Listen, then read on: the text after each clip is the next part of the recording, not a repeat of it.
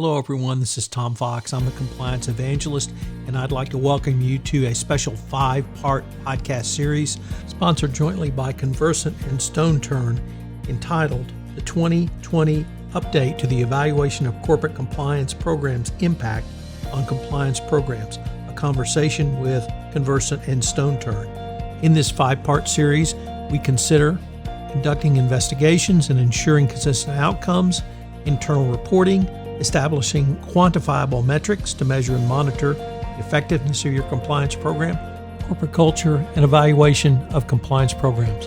And now a word about our two sponsors. With the recent update to the Department of Justice evaluation of corporate compliance programs, it's time to reassess your compliance program. Click the link in this episode's liner notes for Convercent's interactive self-assessment and find out exactly how you stack up against the 2020 update. When you complete the assessment, you'll have a complete scorecard showing exactly where you can improve in the eyes of the Department of Justice. All from Convercent, all at no charge. StoneTurn. Since 2004, counsel corporations and government agencies have turned to global advisory firm StoneTurn when facing their greatest challenges. Make StoneTurn the first place you turn for advice on regulatory, risk and compliance issues, investigations, and business disputes. Hello, everyone. This is Tom Fox back for another episode.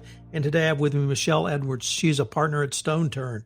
She is going to help us understand how you can utilize metrics in a best practices compliance program to not only continually monitor, but more importantly, continually improve your compliance program. Michele, with that incredibly long-winded introduction, first of all, welcome and thank you for taking the time to visit with me today.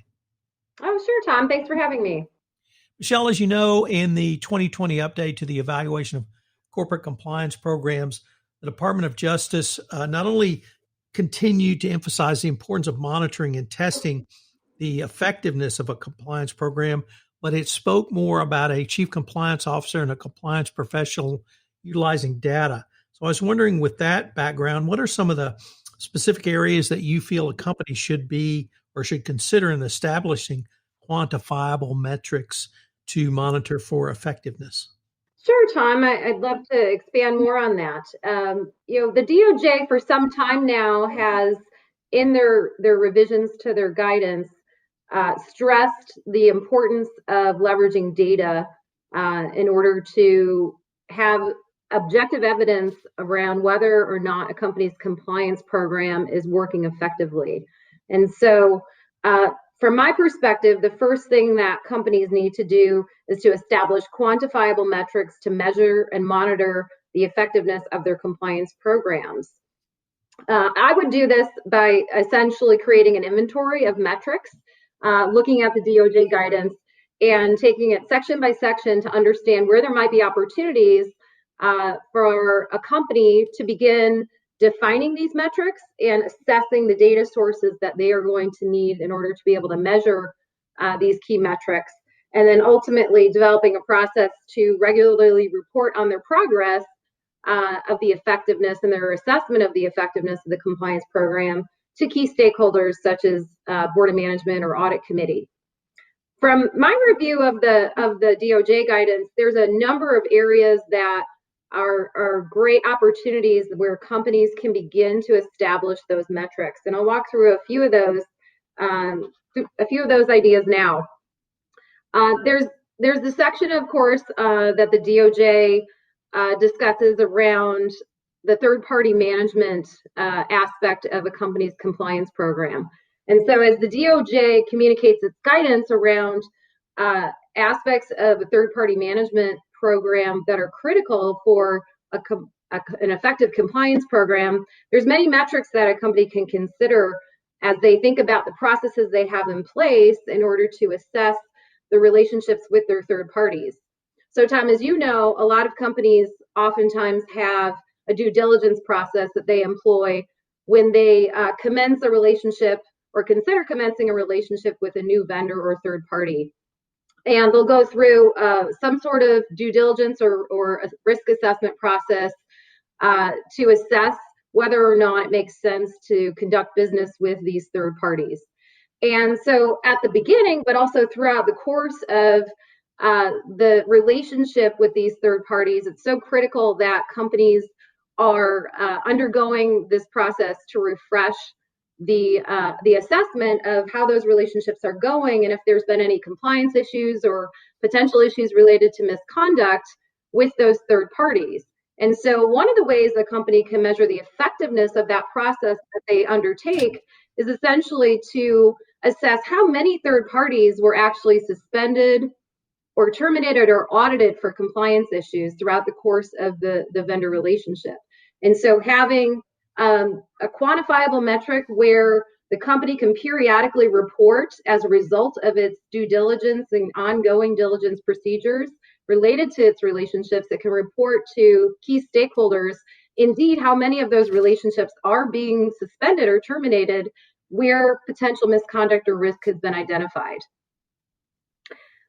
Another way to look at this is also in conjunction with mergers and acquisitions, and that's another critical area of the DOJ guidance. So when it comes to merger and acquisition due diligence, very similar process. Oftentimes companies, before entering into a merger or acquisition with a company, will undertake a similar due diligence process where they're looking at the consultants, the distributors, the joint venture partners, and other vendors that this particular acquisition target has relationships with, and they're assessing those relationships and doing due diligence on them in order to identify potential risk. So very similarly, a company can also look at the number of third parties that for which the relationships under an acquisition target were reevaluated under the acquirer's new standards and policies. And that would be another metric to apply very similarly to the one we just spoke about related to third-party management. Michele, one of the things that I should probably raise is I believe you're a CPA by professional background. That's correct. And I am not. I'm a lawyer by professional background. And many lawyers struggle with not only how to understand data analytics, how to create an inventory, and how to use that inventory. And it sounds like to me what you're advocating is simply take the information that you have at your fingertips literally already and use that as a metric and start and build out from there. Would that be a fair assessment of what you've just described? Yeah, I think that's fair, Tom. You know, I am a CPA and I'm an auditor by background, and so I'm very process oriented and very structured. And so, if it were me, I would methodically review the guidance from the DOJ and identify all these different areas where my company could potentially establish and quantify metrics to assess effectiveness, and I would monitor those throughout time. You know, Tom, really, when we think about what companies have done in the past, most companies have only dipped their toe in the water related to this process. And so, you know, for example, some companies are doing a fine job of measuring and reporting, I'll call it metrics on the basics. And so, as an example, many companies obviously have in place processes whereby their employees have to review the code of conduct and confirm they're in compliance with it, either when they first onboard with the company and then periodically on an annual basis. Companies are doing just fine at reporting what those code of conduct confirmation completion rates are. They're also doing a pretty good job of reporting when their employees are completing certain required training courses. Sometimes companies are actually doing an adequate job also of measuring and reporting the timeliness where investigations are taking place related to allegations of misconduct in the whistleblower system. But in my experience working with a lot of companies, that's about it. That's really where companies have focused their attention and quantified metrics.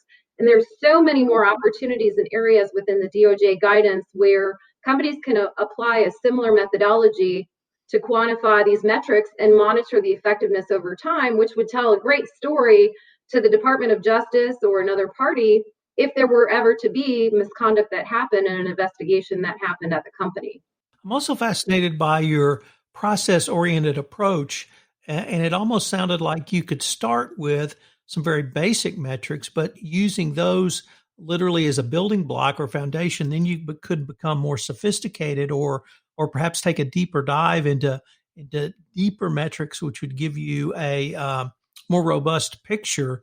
So if I could take what you laid out with third parties, then you could move to third parties who have taken FCPA training, third parties who have annually certified to that. Then you could, from there, even take a look at the quality of the training they've received. But it sounds like this process approach really lends itself to building out an additional inventory of metrics. That's right, Tom. I would completely agree with that. It's just the first step where a company can begin to establish those metrics. And over time, I think companies will find that they have more data at their fingertips that they can use to measure the effectiveness and get a little bit more sophisticated building out these metrics that are really going to provide a great lens into that effectiveness and enhancements that the company makes to their compliance program over time. So two of the other areas focused on in the 2020 update were the continued need for risk assessment, and actually risk assessments at perhaps a cadence of greater than every 2 years, every 3 years, or even every 1 year. And then using that information you receive from your risk assessment and the metrics that you put in place to engage in continuous monitoring, but as I said, more importantly, continuous improvement. It also seems to me that you could use this information to loop back into your compliance program. But if I could use one of my favorite phrases, document, document, document, it gives you an audit trail to show regulators, this is the data we had, this is the decision we made based upon the data, and this is how we executed that decision. Is that critical for an audit perspective?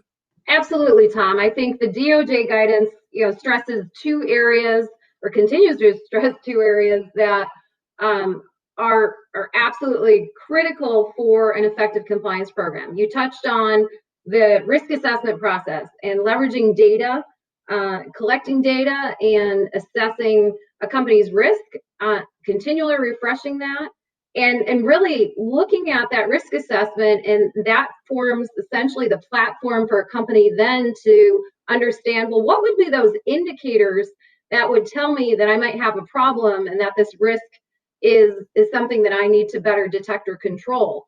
And so, methodically going through your risk assessment, you've got a lot of great information there. Companies can really take a step back and assess what indicators should be monitored for either transaction monitoring or through other mechanisms in order to understand how to manage and control those risks. And that transaction monitoring piece is so critical with respect to that continuous improvement, periodic testing, and review process that the DOJ also talks about. Transaction monitoring within itself is a tough area. A lot of companies struggle in understanding what type of indicators they should be monitoring over time and how to leverage groups like internal audit or compliance to do that on a more ongoing basis. Kind of similar to the concept I talked about before, some of those companies are just starting out with the basics. They're monitoring the rudimentary payroll or kind of time and expense transaction activity, and they're identifying potential red flags and where things might be out of compliance with policies or indicative of misconduct. They really need to spend a lot more time in this area, whereby they're becoming more mature at identifying indicators of potential fraudulent activity throughout the various processes across an organization, such as in that robust procurement to pay cycle, where a lot of opportunities for potential fraud and corruption and bribery exist. So could you maybe go at a different way by looking at the, I would say P2P, you've just called it procure to pay, or even a sales cycle where you'd look at each step in that cycle, P2P or quote to cash, and you see what data is available and then look at that data as part to create an inventory of metrics? That's right, Tom. You're almost taking your risk assessment in one hand and understanding what would be an indicator of potential fraudulent activity. And then on your other hand, you're saying, what data do I have available at the company through these systems and these key processes in order to create an inventory of transaction monitoring routines that can be conducted on a regular basis to identify that suspicious activity. And you really have to look at that not as a one-to-one relationship, but you have to be most effective, combine a set of red flags that would indicate there's a compliance issue or potential fraud, so that there aren't a unmanageable amount of false positives that come out of that process. And that's a process that most companies need a lot of help really refining that in order to come up with the most effective and efficient way to conduct transaction monitoring to get the bang for their buck. Michele, unfortunately, we are near the end of our time for this episode, but I was wondering if our listeners wanted any more information on any of the topics they've discussed. Where could they go? Sure, Tom. They can come visit us at StoneTurn.com. Well, Michele, thanks very much, and I look forward to continuing the conversation. Great. Thank you, Tom. This is Tom Fox again. I hope you've enjoyed this episode in the StoneTurn and Convercent podcast series on 2020 update to the evaluation of corporate compliance programs' impact on compliance programs. I hope you'll join us again for another episode. Please check out the show notes where you can find information on Convercent's self-assessment based on the 2020 updates. Also, Convercent's Converge 20 is now open for registration, and I would urge you to take a look at the agenda. It's going to be a fabulous attend. This episode of the Convercent StoneTurn podcast series has been a special presentation of the Compliance Podcast Network.